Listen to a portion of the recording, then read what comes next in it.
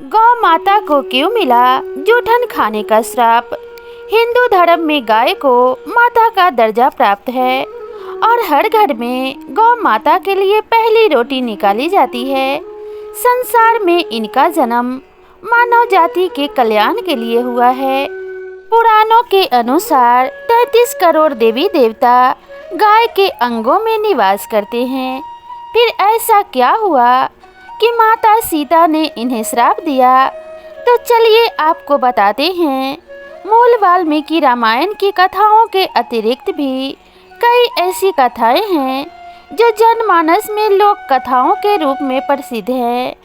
ऐसी ही एक कथा में ऐसा वर्णन है, जब माता सीता ने गौ माता फल्गु नदी एवं केतकी के पुष्प को श्राप दिया था। देश के कई राज्य विशेषकर बिहार और उत्तर प्रदेश में ये कथाएं बहुत प्रसिद्ध है। इस कथा के अनुसार जब पंचवटी में श्री राम को अपने पिता महाराज दशरथ की मृत्यु का समाचार मिला, तब वे माता सीता और लक्ष्मण सहित उनके श्राद्ध कर्म हेतु पवित्र नगरी गया पहुँचे। वहां पहुंचकर श्री राम ने विधिवत पूजा की और फिर श्राद्ध का सामान जुटाने हेतु लक्ष्मण के साथ नगर को चले गए। उधर महाराज दशरथ की आत्मा ने विलंब होता देखकर माता सीता से ही पिंडदान की मांग कर दी। अब माता सीता बड़े धर्म संकट में पड़ गई, क्योंकि एक स्त्री द्वारा पिंडदान नहीं किया जा सकता था। विशेषकर श्री राम के होते हुए उन्होंने ऐसा करना उचित नहीं समझा, किंतु फिर महाराज दशरथ की आत्मा द्वारा बार बार अनुरोध करने पर उन्होंने फल्गु नदी, केतकी के पुष्प, एक गाय एवं बट वृक्ष को साक्षी मानकर महाराज दशरथ की आत्मा को पिंडदान दे दिया। जब श्री राम वापस आए तो उन्होंने इसकी सूचना उन्हें दी। तब श्री राम ने कहा कि ऐसा कैसे संभव है, और उन्होंने इसका प्रमाण मांगा। इस पर माता सीता ने फल्गु नदी, केतकी, गौ माता एवं बट वृक्ष को सत्य बताने को कहा, किंतु फल्गु, केतकी और गौ माता ने इसके लिए मना कर दिया। वट वृक्ष ने श्री राम को बताया कि देवी सीता सत्य कह रही हैं। फिर सीता माता ने महाराज दशरथ की आत्मा का आवाहन किया, जिन्होंने स्वयं आकर श्री राम और लक्ष्मण को माता सीता के सत्य वचन की पुष्टि की।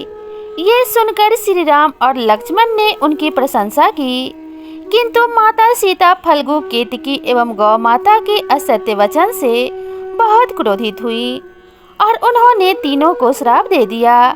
फल्गु नदी को उन्होंने सूख जाने का श्राप दिया। उसके क्षमा याचना करने पर उन्होंने केवल इतना कहा कि केवल वर्षा ऋतु में उस नदी में जल रहेगा, अन्य समय नहीं। केतकी को उन्होंने पूजा में त्याज्य होने का श्राप दिया। उसके क्षमा याचना करने पर माता सीता ने कहा कि अन्य देवताओं की पूजा में तो उन्हें चढ़ाया जाएगा, किंतु भगवान शंकर की पूजा में वो वर्जित होगा। गौ माता को उन्होंने श्राप दिया कि जिस मुख से उसने असत्य भाषण किया है वो मुख अपवित्र माना जाएगा और उसकी कभी पूजा नहीं की जाएगी। माता सीता ने श्राप देते हुए कहा कि तू दिव्य जन्मा है, तू जगत कल्याण के लिए प्रकट हुई है, इसलिए जनहित के लिए तेरे गुण यथावत रहेंगे, किंतु जिस मुंह से तूने झूठी गवाही दी है उससे दंड भुगतना होगा। झूठ बोलने के कारण अब से जूठन ही तेरा आहार होगा। इस तरह झूठ बोलने से गौ माता क्रोध की भागी बनी। उनके क्षमा याचना करने पर माता सीता ने कहा कि ऐसा होने पर भी गौ माता का जो महत्व है वो और भी बढ़ जाएगा।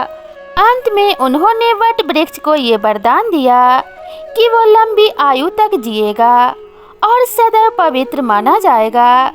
तब से ही वट वृक्ष को हिंदू धर्म के सबसे पवित्र वृक्षों के रूप में मान्यता प्राप्त है। कुछ कथाओं में हमें फल्गु नदी एवं केतकी के पुष्प की जगह ब्राह्मण और कौवे का वृतांत मिलता है।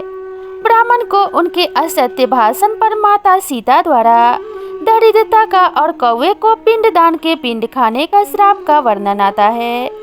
हालांकि अधिकतर जगह इन्हीं चारों का वर्णन है। इसी श्राप के विषय में एक और कथा आती है जो भगवान शंकर एवं माता पार्वती से संबंधित है।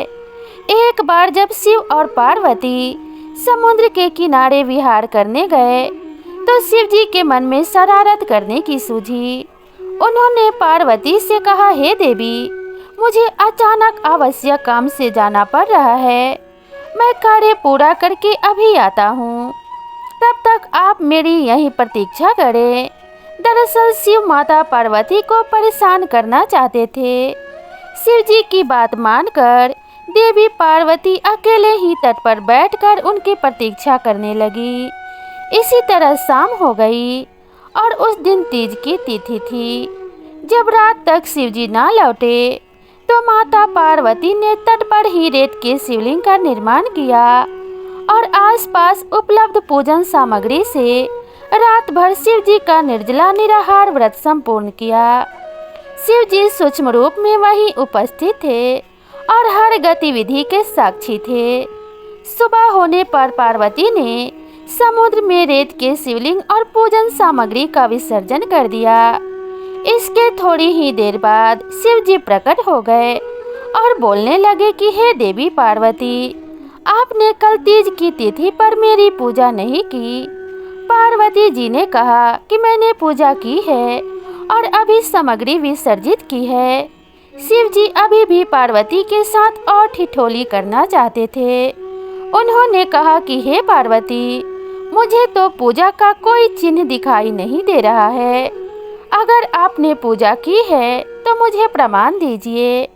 माता पार्वती भी समझ चुकी थी कि भगवान शिव उन्हें जानबूझकर सता रहे हैं, क्योंकि जो जगत की हर घटना के साक्षी हैं, उन्हें प्रमाण की क्या आवश्यकता है।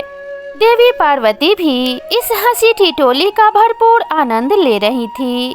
शिव जी की बात सुनकर माता पार्वती ने आसपास देखा। उन्हें एक गाय खड़ी दिखाई दी। उन्होंने शिव जी से कहा, ये गाय मेरी साक्षी है। जब मैं पूजा कर रही थी तो ये गाय यहाँ उपस्थित थी। शिव जी ने गाय से पूछा कि क्या पार्वती ने पूजा की है। गाय ने ना में सिर हिला दिया। शिव जी ने कहा, पार्वती आप असत्य कह रही हैं। गाय ने आपकी गवाही नहीं दी। शिव जी के सामने स्वयं का अकारण झूठा साबित होना पार्वती सहन न कर पाई और क्रोध में आकर उन्होंने उसी वक्त गाय को श्राप दे दिया। माता पार्वती ने श्राप देते हुए कहा कि तू दिव्य जन्मा है, तू जगत कल्याण के लिए प्रकट हुई है, इसलिए जनहित के लिए तेरे गुण यथावत रहेंगे। किंतु जिस मुंह से तूने झूठी गवाही दी है उसे दंड भुगतना होगा। झूठ बोलने के कारण अब से जूठन ही तेरा आहार होगी।